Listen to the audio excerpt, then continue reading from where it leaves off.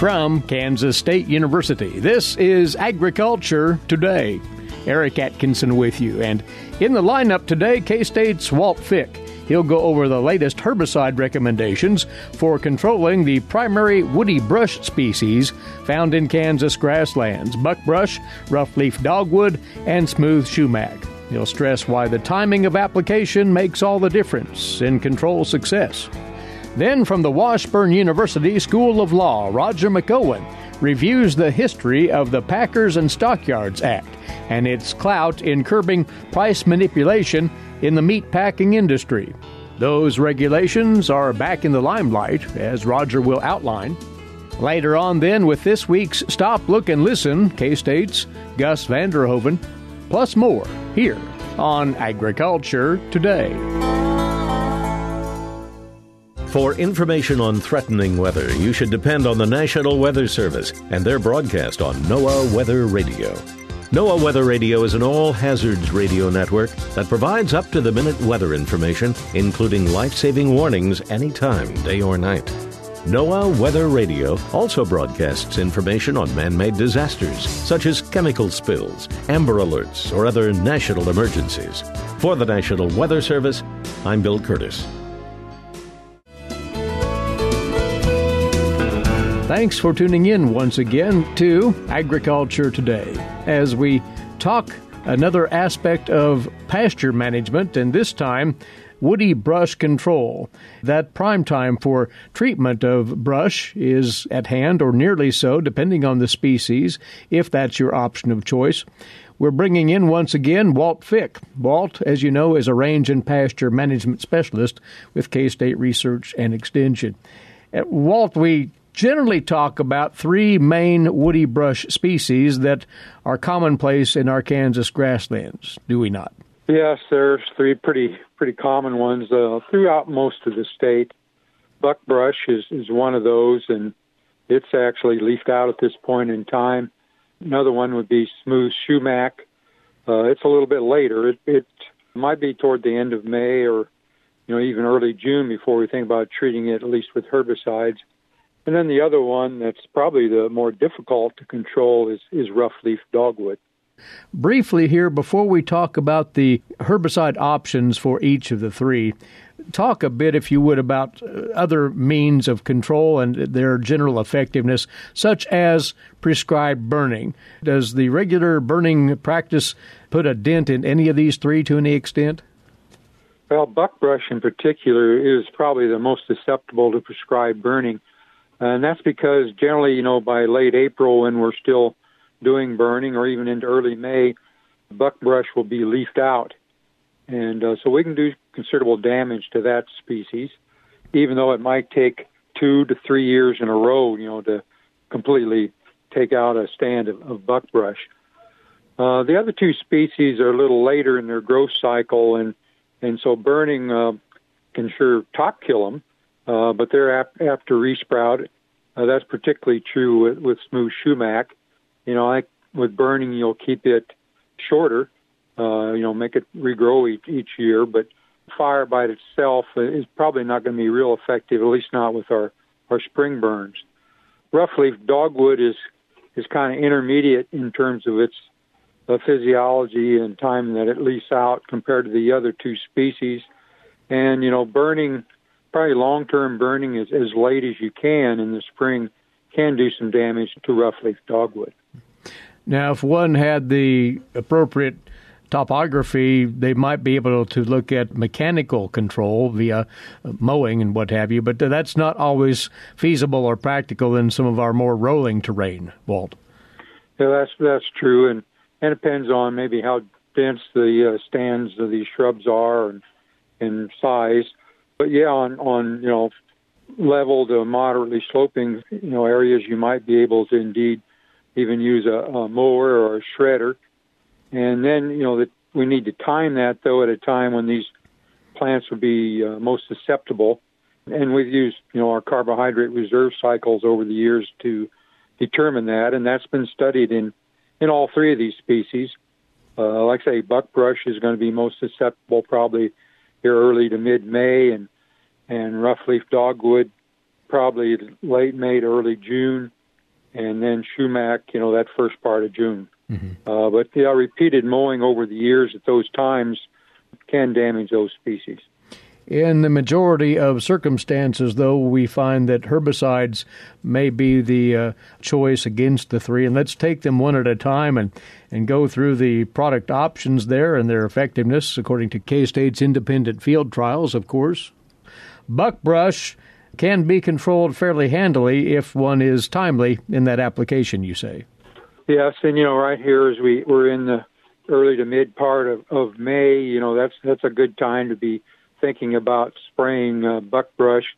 It's going to vary across the state. Southeast going to be earlier, and north central and northwest will be a little later. But during the month of May, buckbrush is quite susceptible to herbicides, and even very common ones like 2,4-D, just a low volatile ester formulation of 2,4-D.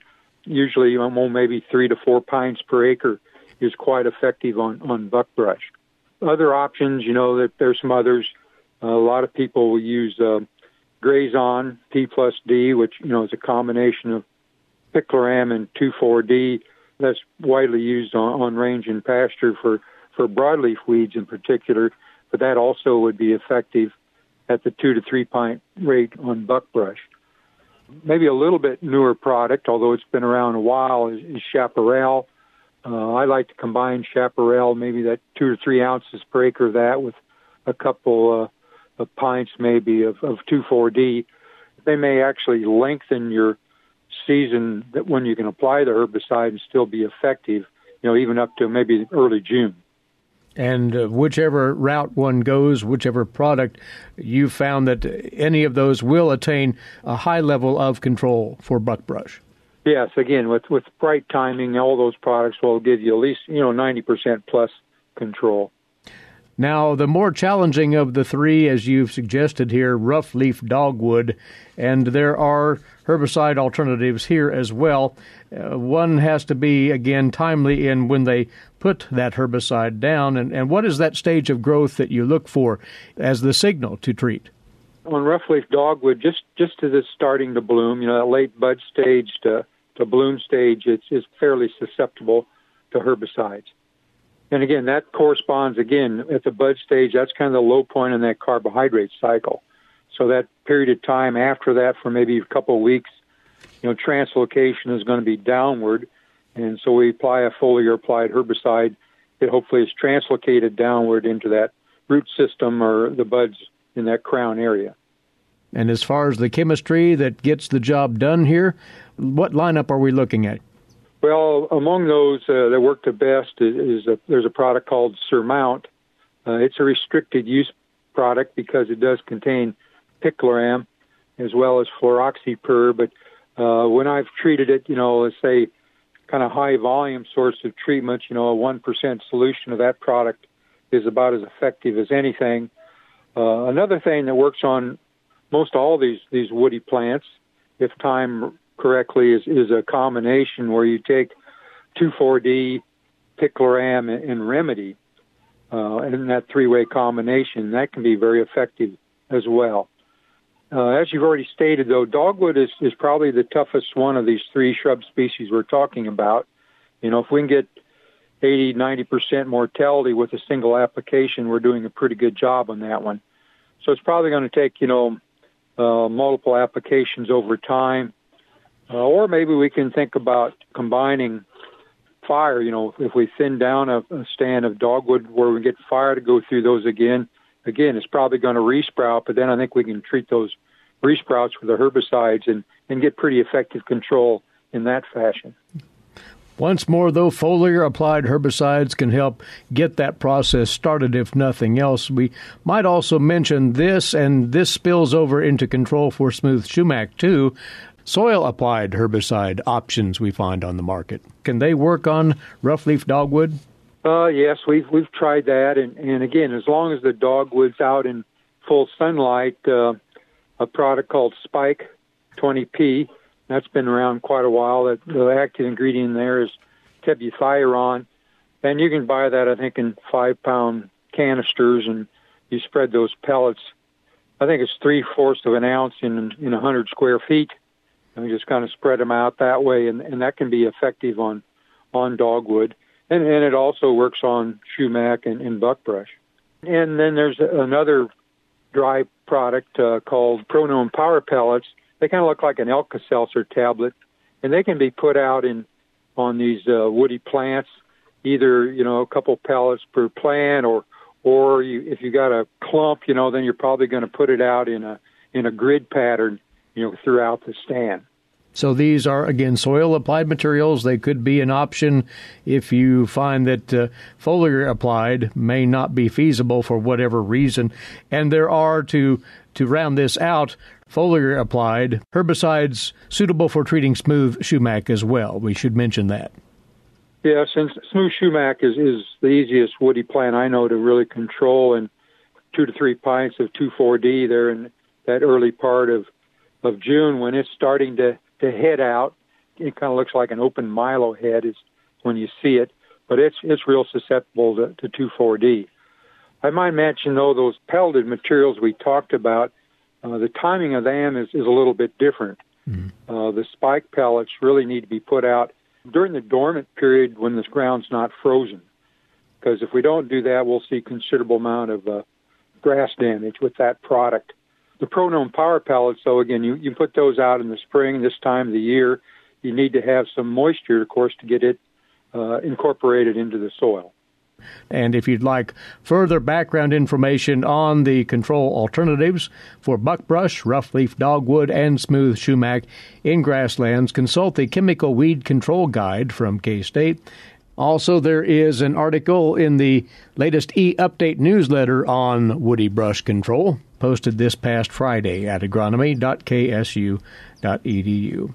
Always appreciate the timely input, Walt, and many thanks to you. Thank you, Eric.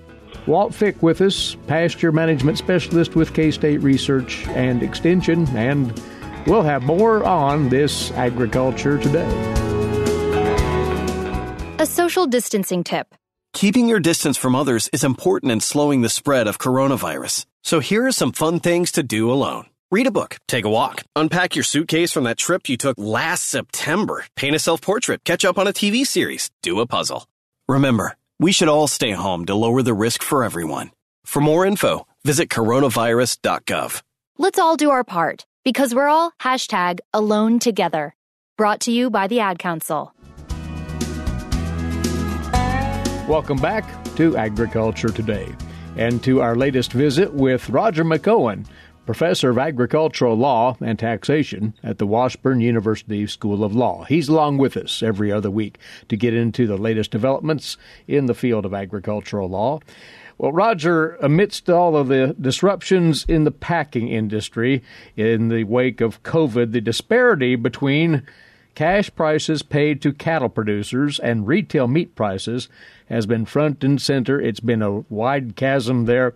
And this inspired the President of the United States to request the Department of Justice to look into the issue of price competitiveness in the meat sector. And in fact, 11 attorneys general from various states have simultaneously inquired about the same thing. This price manipulation subject is hardly new, though, in this country. Well, that's true, Eric. I suppose if they had taped recordings from the late 1800s, we could just pull out a tape from about 1888 and press the button, and we'd be talking about the same thing then as we're talking about today. So you're right. This has been going on for a long time. In fact, the U.S. authorized an investigation of the buying and selling of livestock in 1888 to determine if anti-competitive practices were present. And, of course, the focus of that were the major meat packers at the time. There were 5 at that time. There's basically 4 or 5 now. I think the 4 largest beef processors control 80% of U.S. beef processing. So the names have changed, but it's the same issue that this country's been dealing with for a very long time. We could go through the evolution of all of this. It would take quite a while, but I want to condense it down to a couple of high points. You mentioned the Big Five, and at one point in the late 19-teens or early 1920s, there was a push to have those Big Five reined in on price manipulation concerns, and something was created called the Consent Decree, and that then, in turn, inspired the Packers and Stockyards Act. Yeah, it sure did. And even though the Attorney General of the United States at that time, and this is the late 19-teens, early 1920s, personally appeared before the House Committee on Ag and discussed about these pricing practices on the ground that there was perhaps some illegal conduct. But basically what they were trying to do was indicate that you don't need to go on and enact another law. We've got existing antitrust laws, and that the consent decree that the Packers entered into would eliminate all the evils in the packing industry and make legislation unnecessary. But President Harding at that time went ahead and did sign the Packers and Stockyards Act into law on April 15 of 1921. And then there were various challenges to the consent decree over the years. It was upheld. Requests to lift it were rejected, but it was finally terminated on November 23, 1981. But the Packers and Stockyards Act was designed, and there is comments in the congressional record to back this up. It was designed to be the most aggressive, most far-reaching measure that extended further into than any previous law did into the regulation of private businesses, with few exceptions. So it was intended to have a lot of teeth in it, but we are where we are today, perhaps because of the way one of the provisions in Packers and Stockyards Act has been interpreted by the courts. And that would be what the Act says about price manipulation. And exactly what does it say in specific terms? Well, the statute, and this is in the code at 7 U.S.C. 192A and E, that's the provision that makes it unlawful for any packer that inspects livestock, meat products, or livestock products to engage in or use any unfair, unjustly discriminatory, or deceptive practice or device, or engage in any course of business, or do any act for the purpose, or, and that's a key word there, or with the effect of manipulating or controlling prices or creating a monopoly in the buying and selling of livestock in restraint of commerce. And so that is a distinct concern of the livestock industry, and that phrase, effect, if what a packer does has the effect of price manipulating or creating a monopoly in the buying and selling of livestock, then that technically is a violation of the Packers and Stockyards Act. So that's what the stipulations say, but there's been a long and winding series, to put it that way, of court actions in relatively recent years, the past couple of decades or so. And there have been mixed signals coming out of court decisions all along the way, it seems, Roger. Yeah, and of course, a lot of the listeners in Kansas are going to remember the Pickett against IBP Tyson litigation that was finally decided about 16 years ago. But the genesis of that was from the mid to early 1990s, and it focused on the buying practices of IBP Tyson.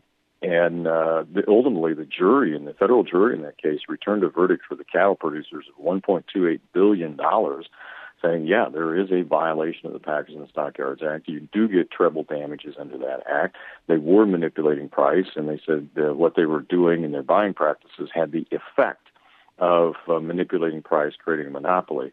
Well, the trial court judge took that jury verdict away, saying, well, that's not the way that I read what that language means. What effect means is that you not only have to show that there was an effect, but you also have to show that the packer didn't have a legitimate business reason, any reason that is legitimate for their buying practices, and you have to show an effect on the entire nationwide market. And the jury believed that had been shown. The trial court judge said, well, you read the statute wrong. I don't think that's the way this reads. He was upheld on appeal. And other courts have held the same way with respect to that effect language in the PSA.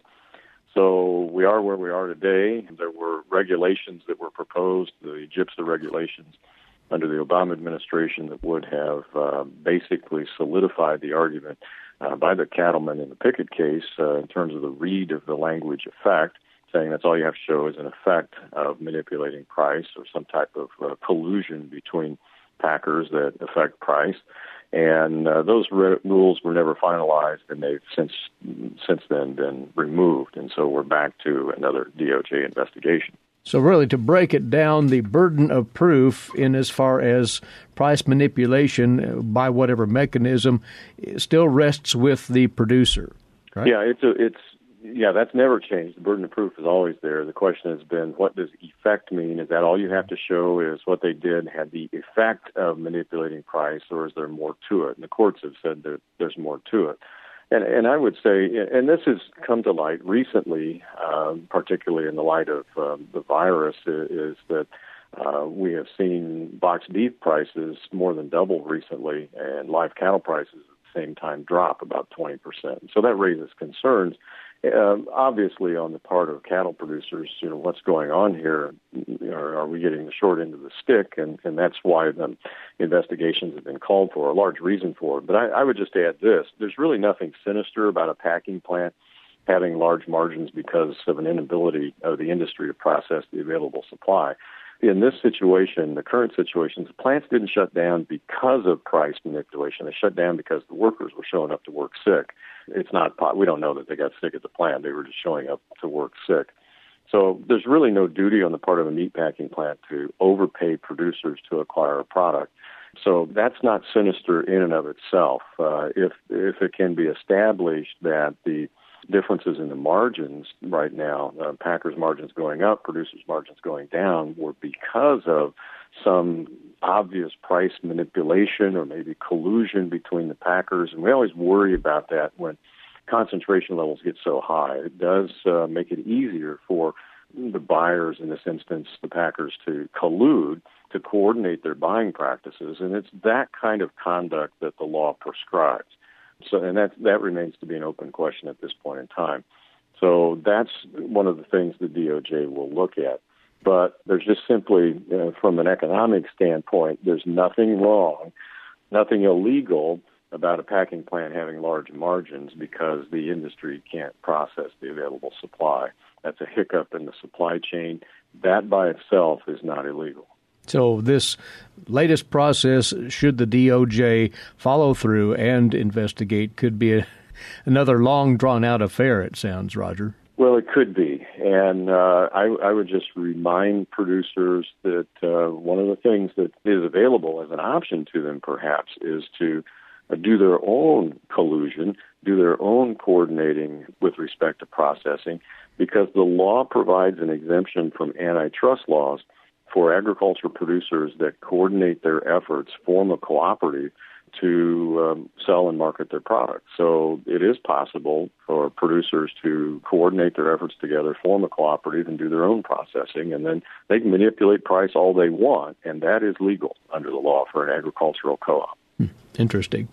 Well, if one would like to read the extensive history in this area of investigating packing plant pricing maneuvers, they can see your blog that you've posted at washburnlaw.edu/WALTR. You say you'll have a follow-up on that original blog later on this week. It's good reading, producers. Have a look at washburnlaw.edu/WALTR. Great topic to bring up in the current state of affairs out there, Roger. Thanks so much for the input. Thank you, Eric. That's Roger McEowen, Professor of Agricultural Law and Taxation at the Washburn University School of Law. Agriculture Today continues in a few moments on the K-State Radio Network. Agriculture and food systems are the main drivers of the Kansas economy, but must be improved in order to feed the world's growing population. How are we going to do so? Reduce food loss, find ways to preserve grasslands, and help families stretch their dollars. Global food systems is one of the 5 grand challenges K-State Research and Extension is addressing. To learn more, visit www.ksre.ksu.edu.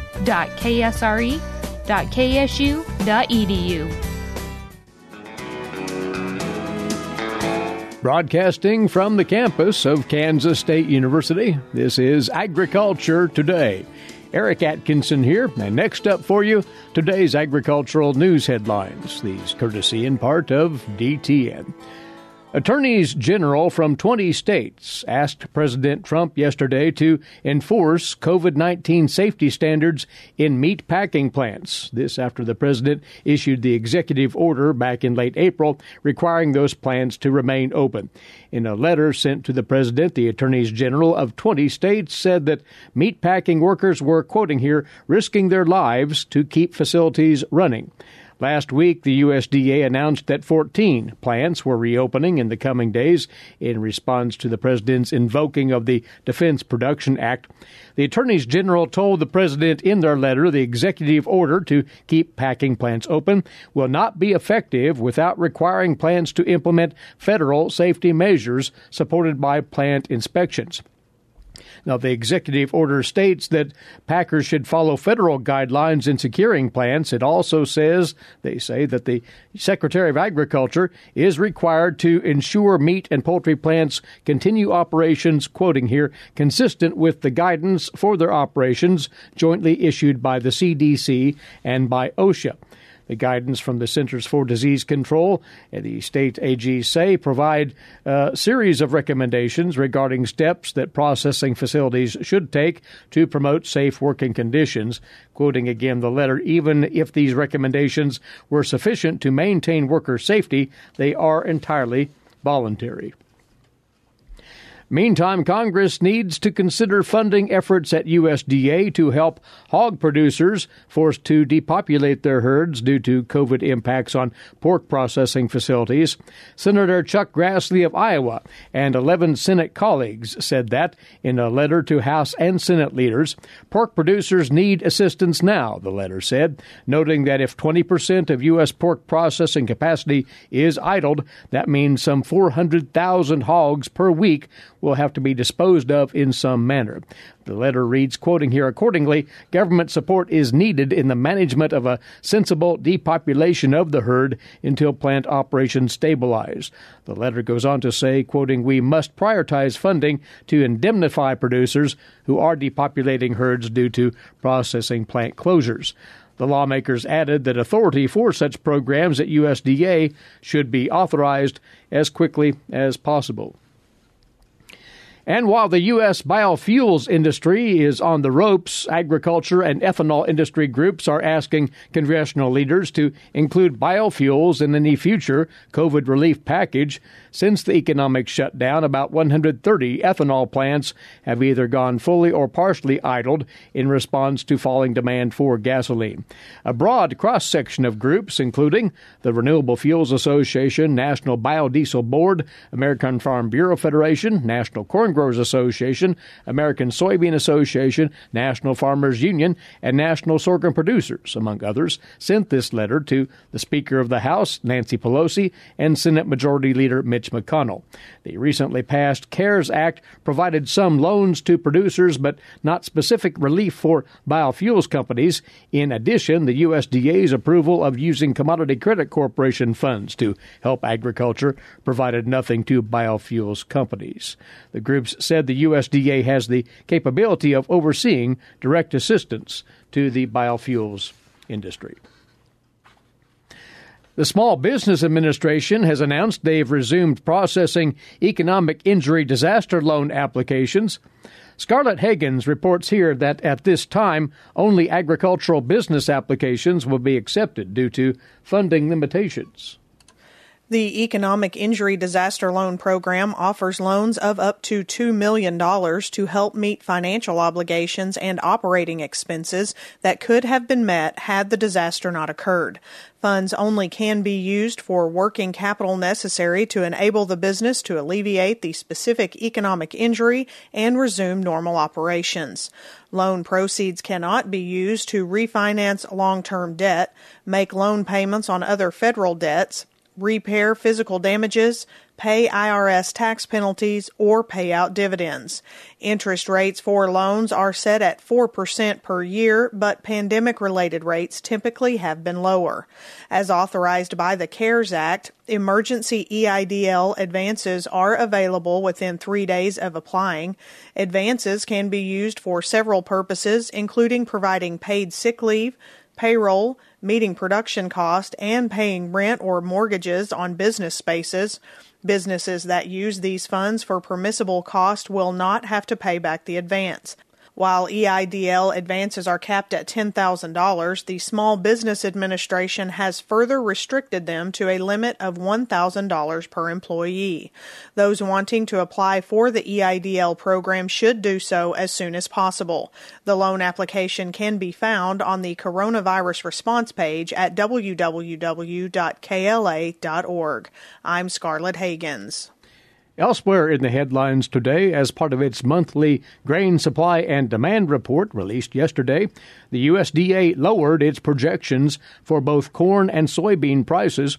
Rod Bain takes a look at what's behind that adjustment. USDA's May crop reports indicate a 40-cent decline in the season-ending average price for corn from the previous month, a reflection of record forecasted corn production, and ending stocks projected at their highest levels in 32 years. The price of corn is now $3.20 a bushel, the lowest price since the 2006-2007 crop year. This month's crop production forecast indicates a 4% decline in winter wheat from last year. Yields are also expected lower year over year at almost 2%. The all-season ending average price of $4.60 a bushel for wheat remains unchanged from the previous month, still expected to be impacted, though, by the forecasted low corn prices for the marketing year.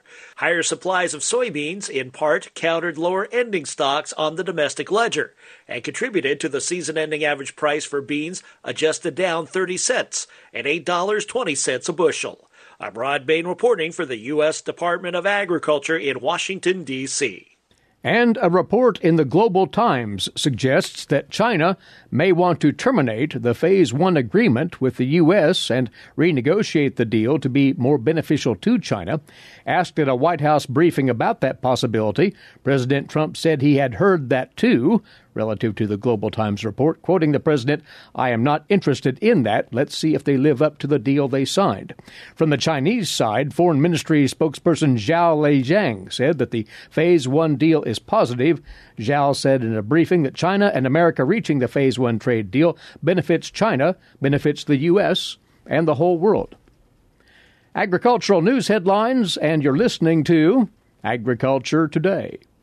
Social distancing slows the spread of coronavirus, so stay a minimum of 6 feet away from others and stay home if you can. More info at coronavirus.gov. Let's all do our part, because we're all #alone together. Brought to you by the Ad Council. This is Agriculture Today. Stop, look, and listen. This is our state, Kansas. My friend was right. They come to Orange. That's Gus Vanderhoeven of Kansas State University with comment on life in rural Kansas. The last few days I've been thinking about a landscape plan for a friend of a friend who recently bought a new house built in a new development. The thinking is part of the design process. I visited the recently built house and looked at the site, walked it, and took some measurements. When I rang the bell, I stepped back and introduced myself. I told the friend of a friend that I was going to walk the property and to not be surprised seeing a stranger walking around. The lot, an ordinary development plot, has only grass right now, which runs into a wooded small creek in the back. It is presently a dry creek, but undoubtedly will run water in a heavy rain. I made note of the wooded area. For a starter, it will always remain wooded, and it is habitat. I noticed in the back of the freshly sown lawn the big hoof prints of the deer. It's good to know. No need to plant a vegetable garden near the woods. To the left of the new house was a cornfield with stubble from last year's crop. Sooner or later, there will be a neighbor, and more neighbors, as the development is being developed.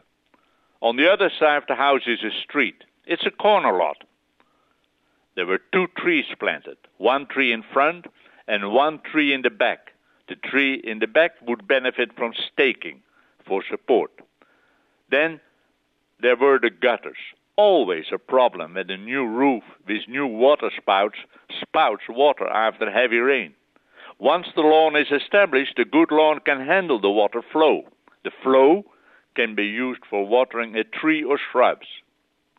I took note that the property slopes to the back to the creek. Water flows downhill. The interesting thing is that as you do your daily activities, you keep seeing that property in your mind, and ideas keep popping up. Before I left, I briefly talked with the new owner, keeping the recommended coronavirus distance. As a friend of a friend, I needed to know what their garden design wishes were. Along the front of the house, some planting against the house foundation had been done. Not very exciting, but it was a start. I know it's not easy if one does not have design ideas. And mind you, it's not easy if one did not grow up in Kansas with the Kansas climate and knowledge of Kansas growing conditions. We have winters and we have summers.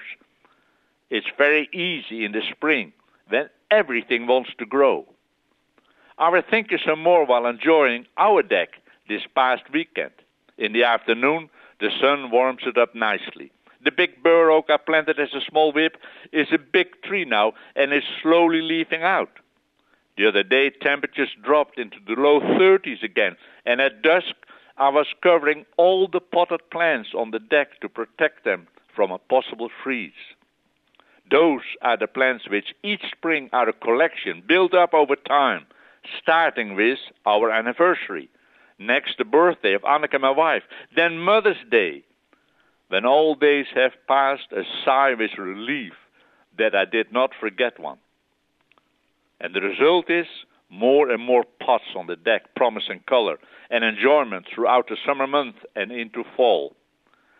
There are also the many geraniums I've started from the old stock I overwintered in the plastic greenhouse inside the garage. I sometimes wondered if the heat and light I provide to grow, or rather maintain, the plants is worth the space I give up, 1/4 of the double garage. But to see the old plants rejuvenated and see them bloom again is quite an experience. Here we go again, another season. It's the dollar figure in electricity which makes me think to start with new plants each spring. But I can't toss 50 or so geraniums on the brush pile. That feels like murder to me. And mind you, they are good-sized plants and not cheap. But I no longer move to big containers with 4 or 5 healthy geraniums. I once did. No more. I have one of those left and started 5 new plants in it. However, I moved it with a dolly and only a short distance. On the deck, I placed on one side 10 geranium pots on a board off the deck floor. I no longer know which pot has what color. It will be a surprise as they start to bloom. There are more mixed in with the containers filled with colorful annuals. It's going to be another show. And then there are the hanging baskets. Sitting there early in the morning in the shade on a hot day or in the sun of spring afternoon is special. It surely makes for a strong sense of place. It's the same feeling I want to create for the friend of a friend who's a newcomer to Kansas. There are several reasons I want them to be happy in Kansas. I want them to know Kansas. I also look at the economics of landscaping.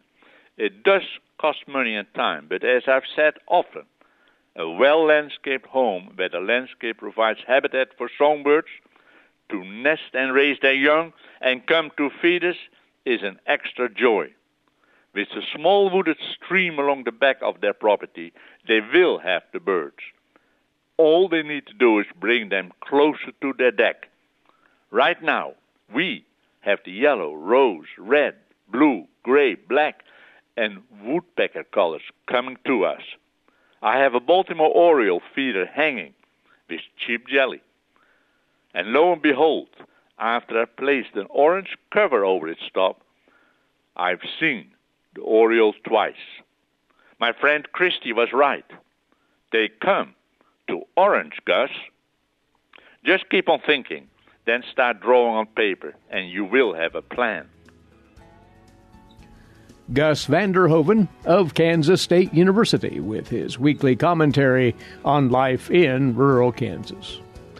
That'll do it for today's edition. As we go, we'd bring to your attention one more time our podcast service. If you'd like to have the broadcast downloaded automatically to your mobile device each and every weekday, the process for subscribing to that or for listening at your leisure is agtoday.net.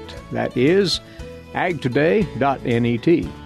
In the meantime, please be back with us right here tomorrow. Until then, Eric Atkinson for Agriculture Today.